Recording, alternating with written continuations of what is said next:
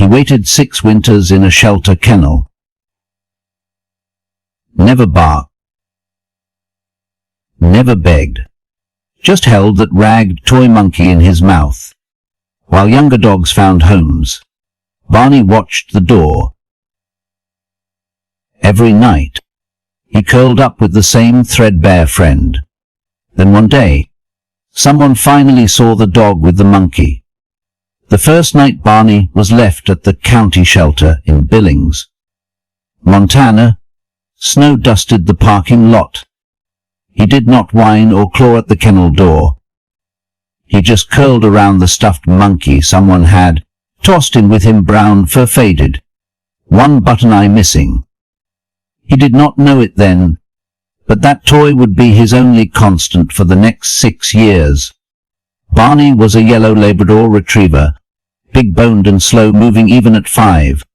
He had a wide, droopy face that made him look perpetually confused. Some of the younger volunteers thought he looked a little, well, goofy, but the older ones, especially Helen, saw something else. Steadiness, gentleness, and a kind of quiet grace. Each morning began the same. Barney would rise stiffly, stretch his front paws out, then pad over to the gate monkey, still clutched gently in his jaws. When someone came to visit the shelter, he did not bark or dance like the others. He just stood tall, monkey hanging from his mouth, eyes soft with silent hope. They always picked the young ones.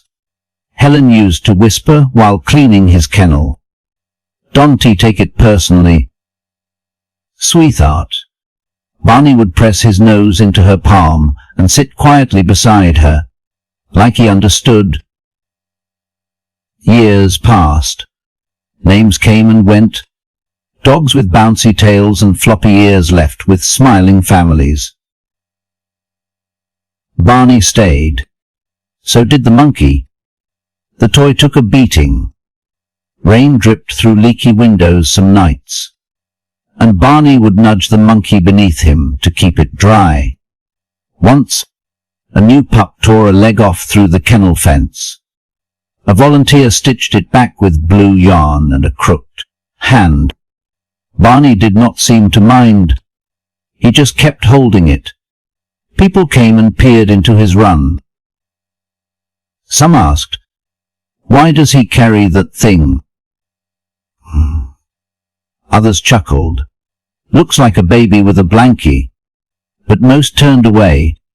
"He is too old. He looks a little slow. Don't you have something more energetic?" Helen hated those comments. But Barney, he never flinched. He simply returned to his corner, lay down on the worn fleece mat, and rested his chin on the monkey's patched-up belly. By the time he was 10, Barney had become a fixture like the clock above the check-in desk, or the faded "Adopt Me" banner fluttering in the wind. Some of the newer staff assumed he was part of the shelter's decor. But Helen knew better. "He is waiting," she said, "not for food or walks, for someone who sees him." That winter, temperatures dropped into the teens. Barney's joints began to show their age, slow to rise, hesitant on damp mornings. But he still got up each day and walked to the gate with the monkey in tow, always watching the door, always hoping, until one afternoon, in the middle of a snowstorm, a stranger walked in boots caked in slush, beard speckled white. His name was Walter Hines, a retired train conductor from Livingston, passing through on his way to visit an old friend. He had not planned to stop. The shelter's porch light had flickered as he drove by, and something tugged at him. Inside, he shook the snow off his coat, looked around, and said simply, "I do not know what I am looking for." Helen led him past the runs, past the barking and pawing and spinning tails. And then, without a sound, Barney stood, monkey in mouth, eyes soft, posture steady, like a soldier at attention. Walter stopped. He stared for a long while. "That one," he said.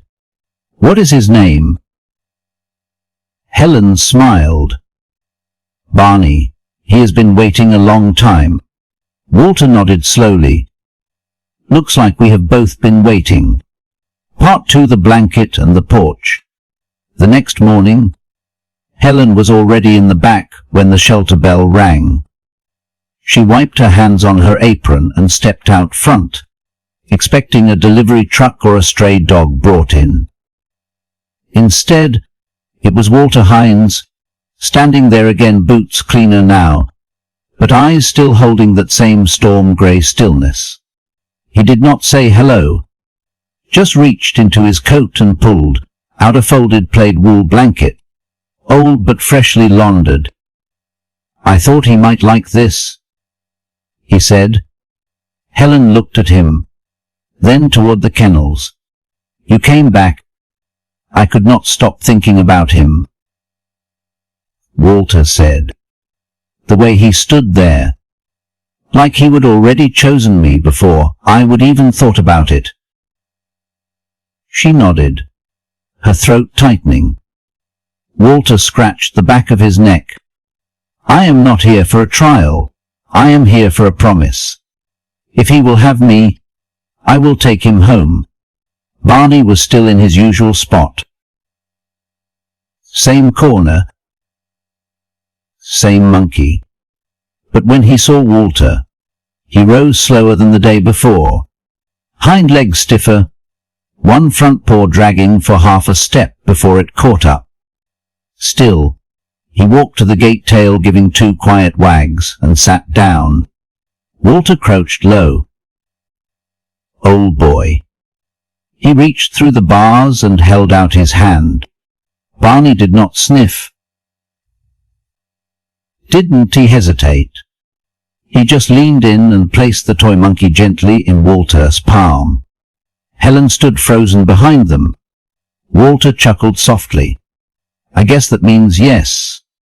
The paperwork did not take long. Barney had no conditions, no red flags, just age. Walter signed with slow,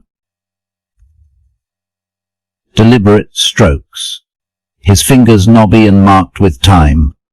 He listed his address, a 1-story cabin off a gravel road, just outside Livingston. Helen smiled. "Lots of dogs would love a place like that. It is just me and a front porch," he said. "But he seems like a porch kind of dog." It took 3 tries to get Barney into the truck. Walter did not rush him. He laid the plaid blanket across the passenger seat, then added the monkey like a crown. Barney looked at it, then at Walter, then slowly climbed in one leg at a time. The ride was quiet. Snowflakes drifted across the windshield. The heater blew warm, dry air against their legs. Walter reached over once and rested his hand on Barney's back. "I lost my wife 6 winters ago," he said. "No one told me grief does not leave. It just learns to sit still." Barney did not move, just sighed and laid his head on the blanket. The cabin sat at the edge of a frozen meadow.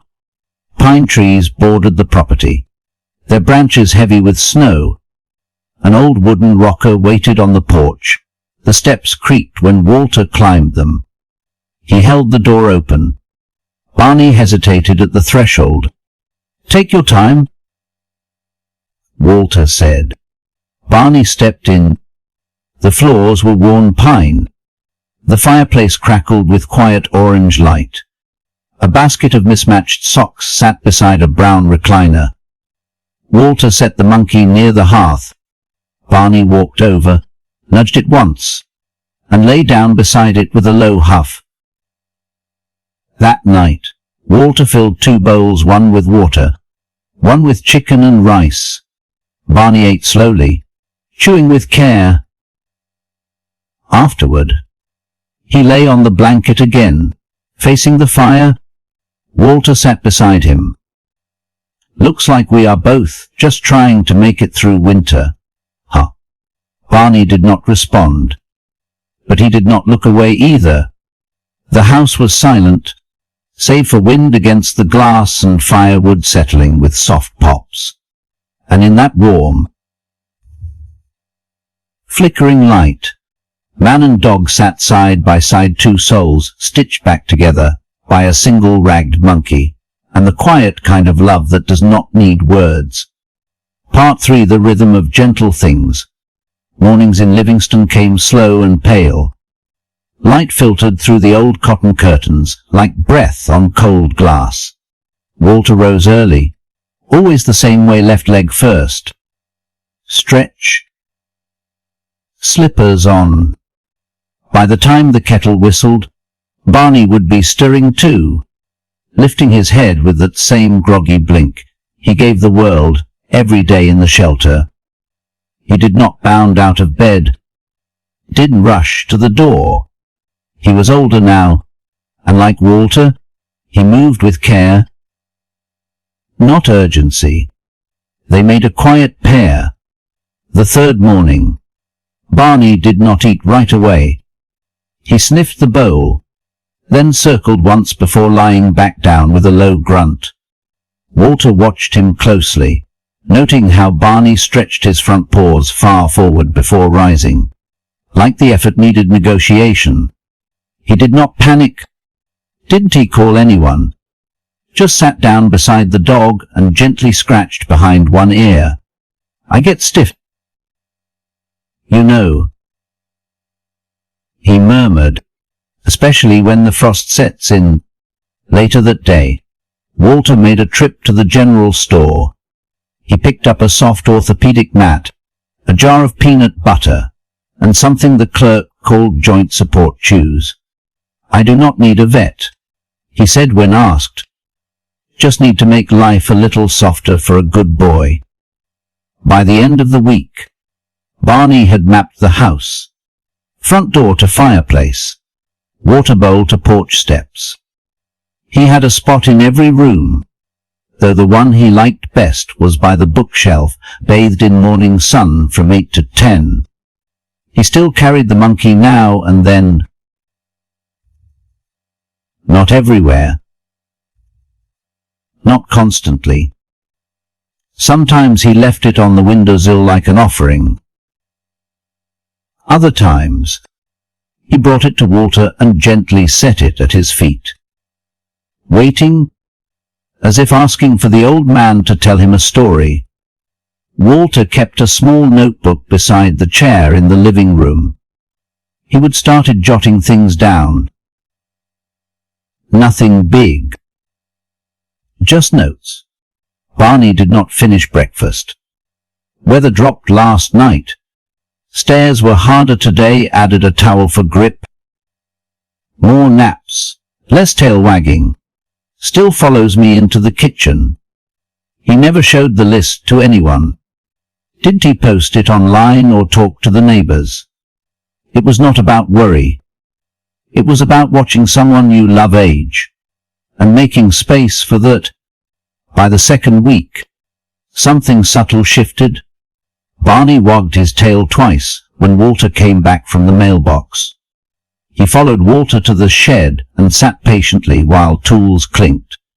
And one evening, as Walter sat on the porch sipping black coffee, Barney pushed the door open by himself and came out to lie beside the rocker. No command. No treat. Just trust. Walter reached down and brushed a leaf from Barney's back. "Good to see you out here, buddy." They sat like that until the sun fell behind the ridge, man and dog, wrapped in the same quiet warmth that made both porch and heart feel like home.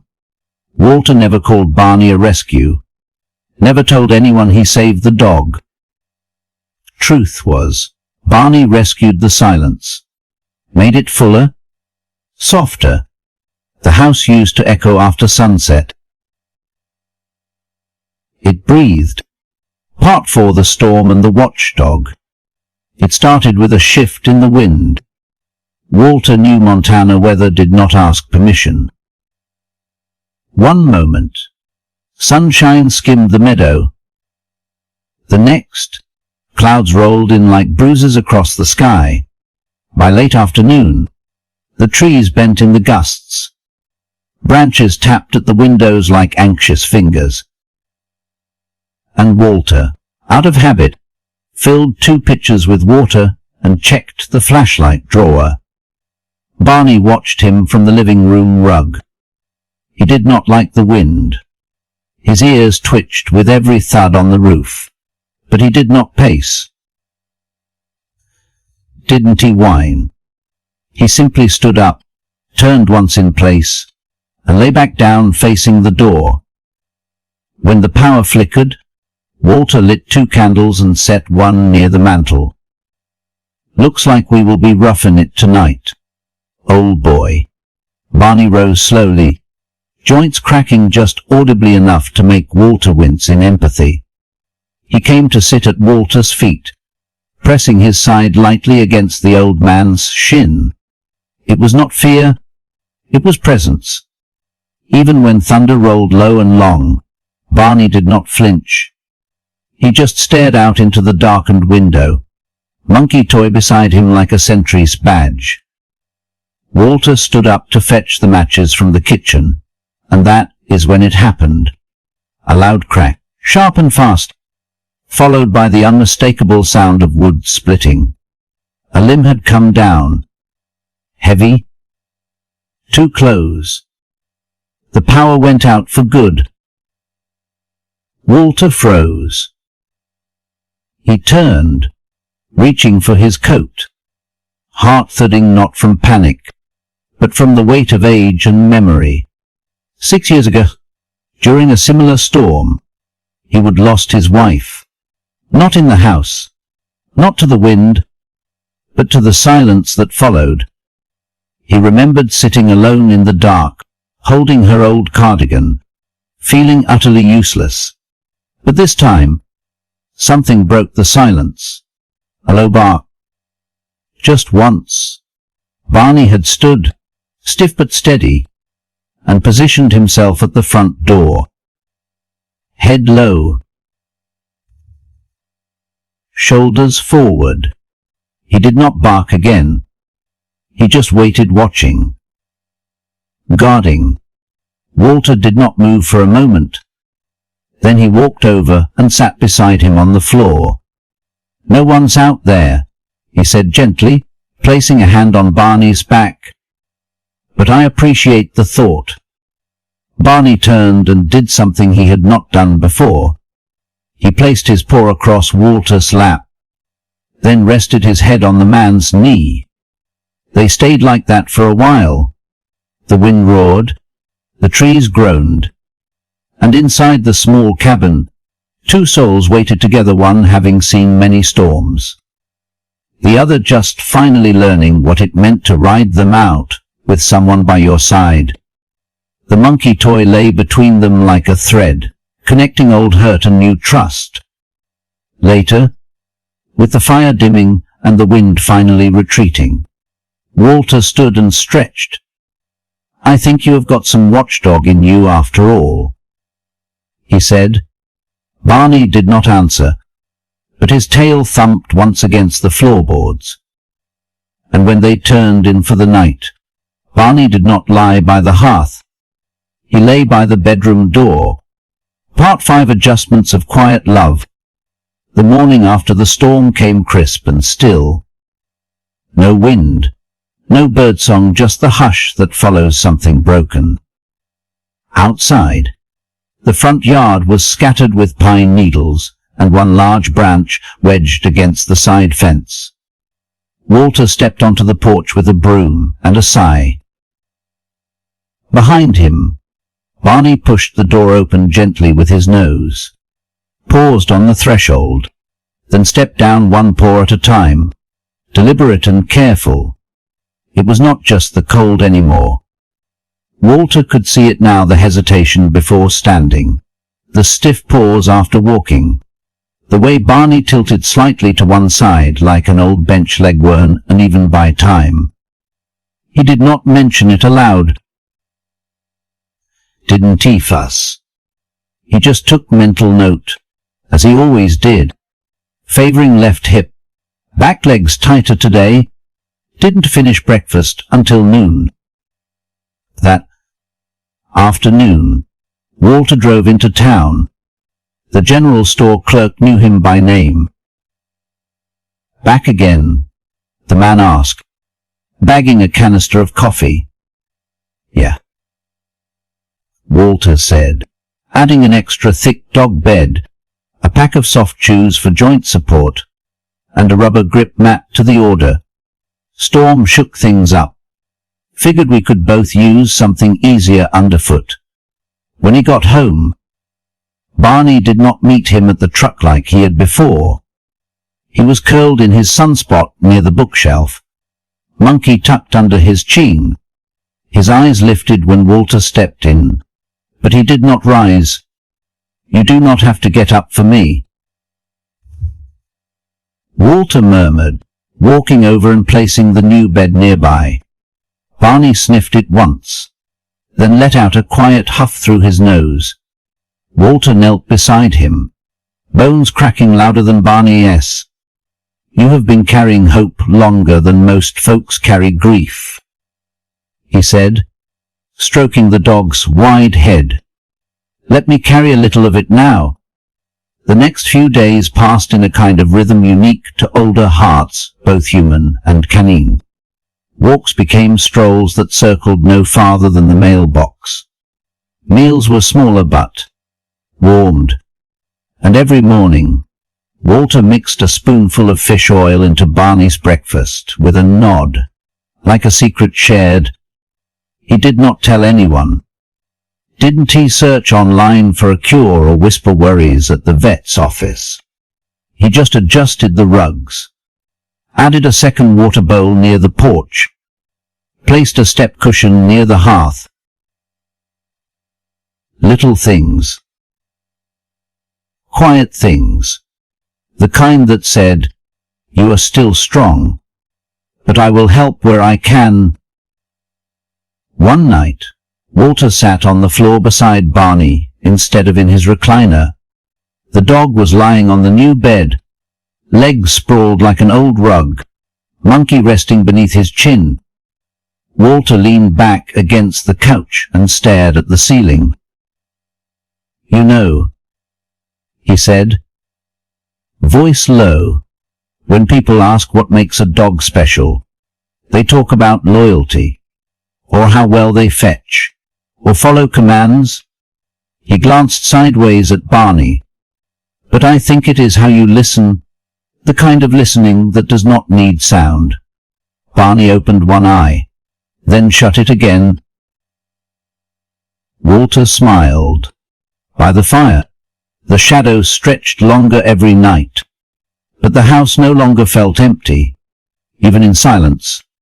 Even as time softened their steps and slowed their days, there was no loneliness between them, only a deep, quiet companionship. Barney was not a rescue anymore. He was home. And Walter. He was learning that love in old age does not burn fast. It glows. It settles. It stays. Part 6. First light. Last steps. March came soft that year. The snow receded from the yard like an old guest politely taking its leave. Patches of grass emerged beneath slush and bark, and robins began calling in the morning before the coffee even brewed. Walter cracked the porch door open just after dawn. The sky was painted in a watercolor of soft orange and pale lavender. "Simon," he called gently, "let us watch the sun work." Barney rose slowly from his bed, back legs trembling a little before they held. He paused halfway up, huffed once, then made it to the door. One careful step, another, then down to the porch with his usual Labrador determination. They sat in silence, Walter in the rocking chair with his hands wrapped around a mug. Barney stretched on the porch floor, his old toy monkey lying beside him like a comrade at rest. The birdsong was quiet but steady, a morning hymn for those who had waited through the cold. Walter leaned back, sighing through his nose. "You know," he said after a long while, "I used to think spring was for young things. New grass, new chances, puppies." He glanced at Barney, who was blinking at the horizon like it might finally blink back. "But maybe it is for the ones who survived the winters." A breeze rustled the pine needles. Barney raised his head, ears lifting halfway, and then it happened. Just as Walter turned his eyes back toward the woods, he heard it a thud. He whipped his head around. Barney had tried to stand, but his back leg had buckled, gently and without sound. He lay on his side now, breathing evenly but not moving. Walter was by his side in seconds. "Easy,"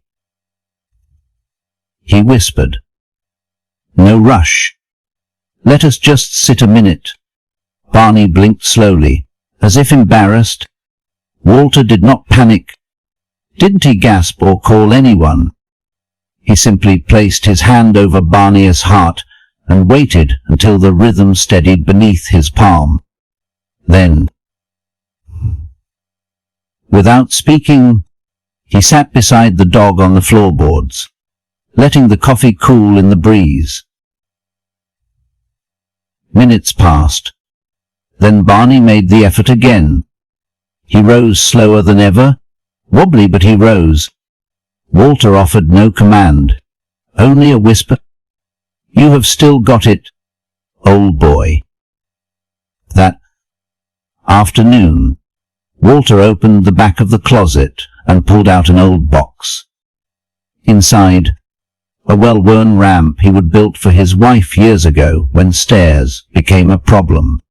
He sanded it, oiled the hinges, and laid it down at the porch's edge. He did not explain it to Barney. He just nodded as if to say, "If you need it, it is here."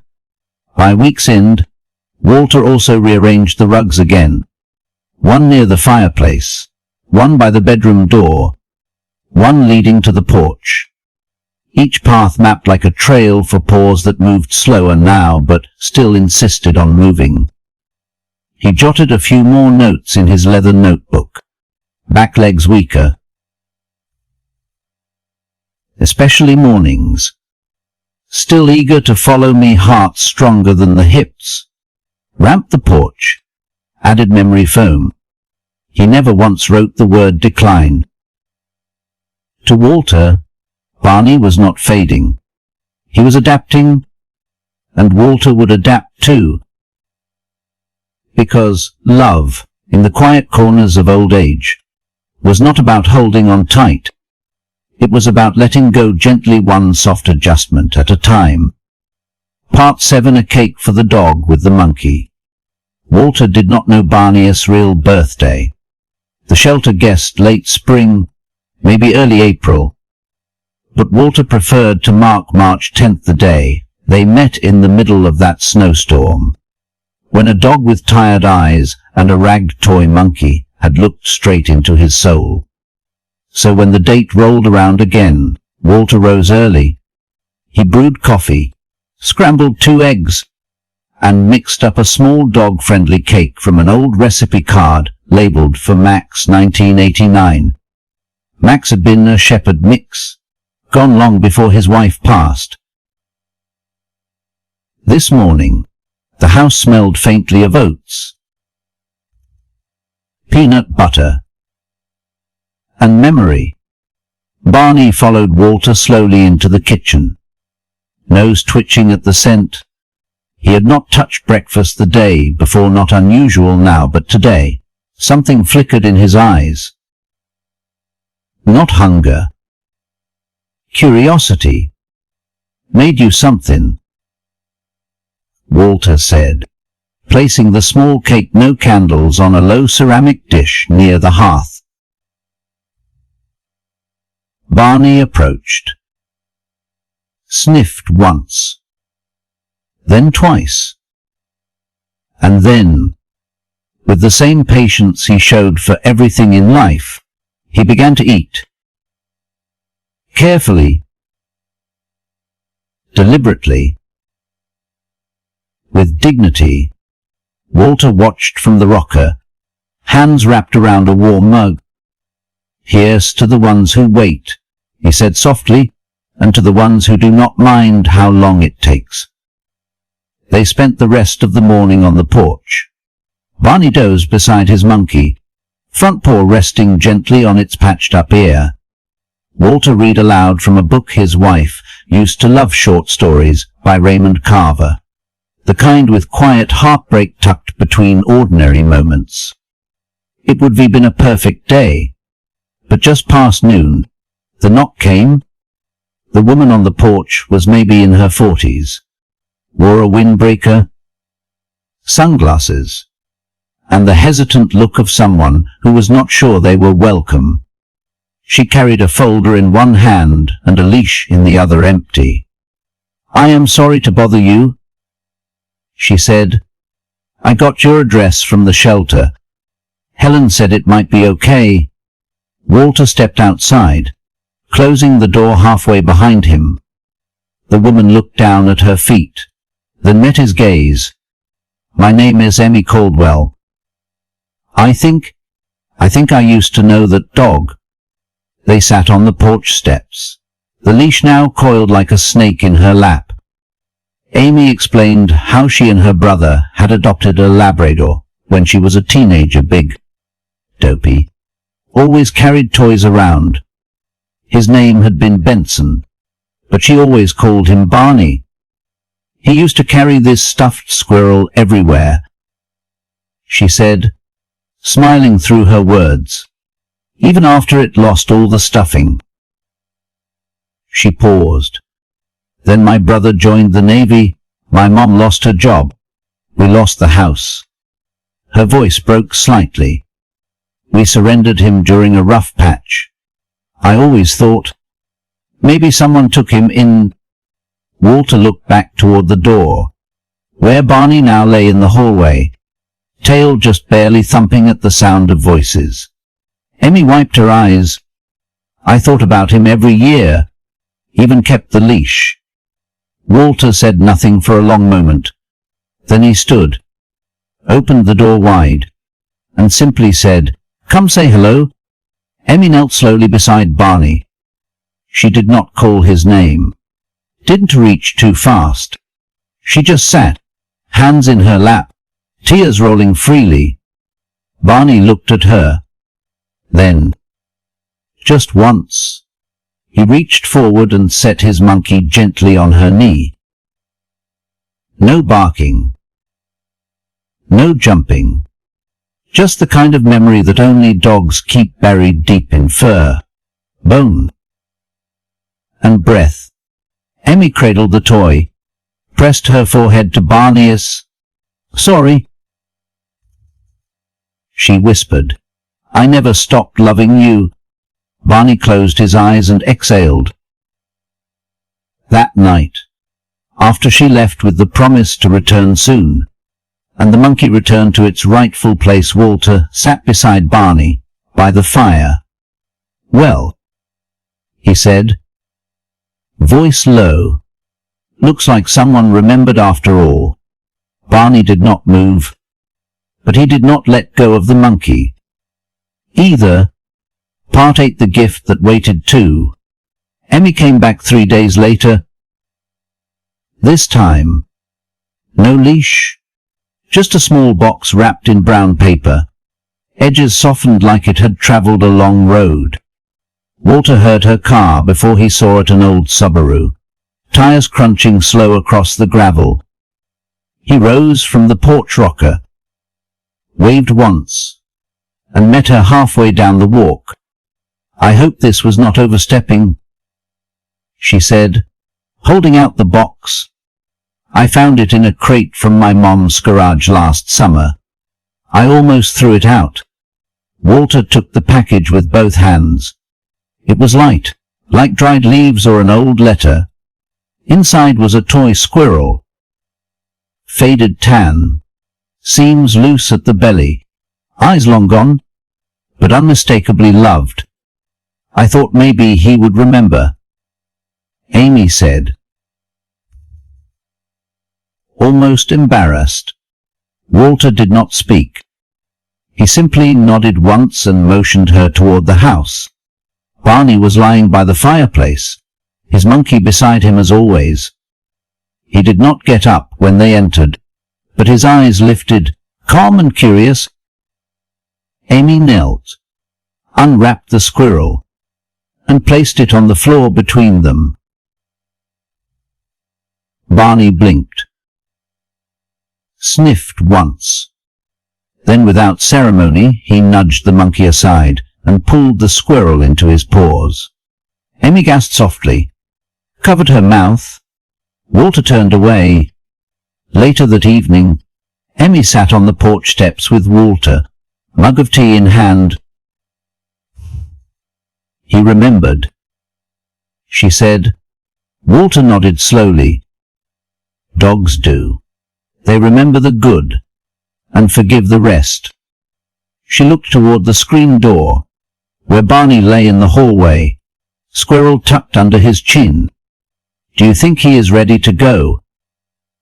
she asked. Gently. Walter did not answer for a long time. When he did, his voice was the softest it had ever been. "I think," he said, "he is finally whole again." That night, Walter added a few more lines to his notebook, refused breakfast again, walked halfway to the gate, then sat, slept all afternoon. Breathing shallow, but peaceful, he closed the book, set it beside his chair, and sat down on the floor beside Barney. The old dog stirred, just enough to roll slightly toward Walter. The squirrel and monkey nestled between them like old war medals. Walter laid a hand across Barney's rib cage and waited until they were breathing in sync. Outside, the wind had picked up again. Not cruelly, just a whisper against the shutters, like the earth sighing. Walter did not move. He was not thinking about loss. He was thinking about return, how some things find their way back in the end. A toy squirrel, a name long forgotten, a dog who waited, and a man who no longer had to. Part 9. The place he chose. Walter woke just before sunrise. Not to an alarm, not to sound, just a stillness so complete it called his name. He sat up slowly. The fire had long since gone out. The room was grey with pre-dawn hush. He listened, like he always did, for the soft rustle of paws shifting on fabric, or the gentle huff of breath near the hearth. But the space beside the fireplace was empty. "Barney," he called softly. No answer, just the creak of the cabin settling, and wind brushing the window panes like a memory returning. Walter stood, knees aching as always, and walked through the house barefoot. He passed the kitchen, the front room. Still no sign. Then he opened the porch door. There, at the top of the ramp Walter had laid down weeks ago, lay Barney. He was curled in a soft crescent, squirrel and monkey tucked between his legs like children fallen asleep on a long car ride. His head rested on the very edge of the mat, where morning light was just beginning to spill across the floorboards. He had gone out on his own quietly, peacefully to watch the sun come back one last time. Walter knelt beside him. Barney's body was still warm. His chest no longer rose, but his expression was unchanged. There was no fear in it, no pain, only rest, only peace. Walter placed a hand on his back, the way he had every morning since they would met. "Well done," he whispered. "You waited, and you were right." He sat there a long time. Birds began to sing. The sky turned gold. The trees swayed gently, and the world somehow kept going. Walter did not cry at first. He just breathed, slow and steady, like he was matching a rhythm no longer there. And then, when the light caught the fur on Barney's shoulder, when he saw just how soft the old toy squirrel had become from being held so many nights, he let. That afternoon, Walter built something. Behind the house, where the trees opened into the meadow, he dug a small plot beneath the tallest pine. The ground was soft with spring though. He worked slowly, resting often, but never stopping. He laid Barney down wrapped in the plaid blanket. Beside him, the monkey and the squirrel. He placed his notebook in the earth, too open to the last page. Then he sat back on his heels and looked toward the porch. He could almost see Barney there. Not young, not limping, just whole again, tail thumping softly. Waiting, not for a home, not for a second chance, just for the man who finally came. Part 10. What grows from waiting. Spring settled in slow, like it was being careful not to disturb anything. The meadow behind the cabin warmed day by day. The pine tree, Barney's tree, stood quiet and proud, its needles whispering in the afternoon wind. Walter still sat on the porch most mornings, coffee in hand, facing the ramp. It had become a habit now, even though he no longer heard paws behind the door. He kept the toys on the mantel, the monkey, the squirrel, and a collar faded to the soft gold of an old coin. Not because he could not let go, but because some things do not need to be buried to be at peace. 3 weeks after Barney's last sunrise, a letter arrived. It was handwritten, the ink slightly smudged, with a return address from Bozeman. Dear Mer, Eins, I can stop thinking about that day on your porch, about Barney and about what it meant to see him again after all those years. I wish I had come sooner. I wish I had stayed longer. But mostly, I am just grateful he found you. Enclosed are a few seeds. My brother and I planted these when we were kids, wild daisies. I think they grew like weeds. He used to say they were sunny even on sad days. Maybe they will find a place near the tree. With love and gratitude.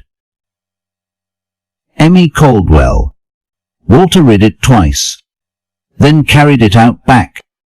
He stood at the grave beneath the pine, knees stiff but steady, and opened the small paper pouch. The seeds were tiny, almost weightless, but he cupped them like they mattered. Then, without a word, he knelt and pressed them gently into the soft earth. He did not need to mark the spot. He knew it by heart.